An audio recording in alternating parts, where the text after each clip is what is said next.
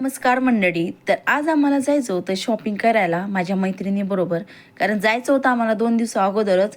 पण झालं असं की दिवाळीच्या काही कामानिमित्त ते राहून गेलं.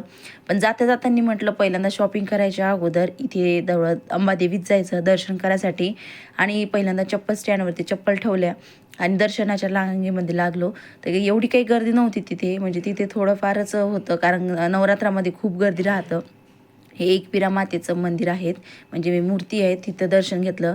त्यानंतर आम्हाला जायचं होतं इथे प्रसादासाठी, म्हणजे जेवण करायसाठी, म्हणजे तिथेच मंदिरामध्ये जेवण करायला सुद्धा मिळतं.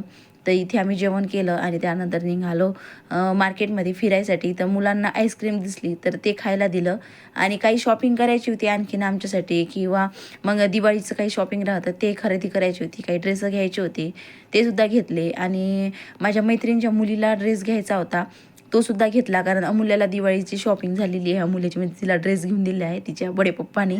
त्यानंतर आम्ही ॲटोमध्ये आम्हाला एक फ्रेंड भेटली होती, तिच्या आमच्या बाजूला बसली. तर इथे घरी जात असताना पाणीपुरी दिसली तर पाणीपुरी खाल्ली. आणि त्यानंतर मी आली होती घरी, म्हणजे दमून इतकं थकलेली होती ना मी. तर भेटूया नेक्स्ट ब्लॉगमध्ये. बाय.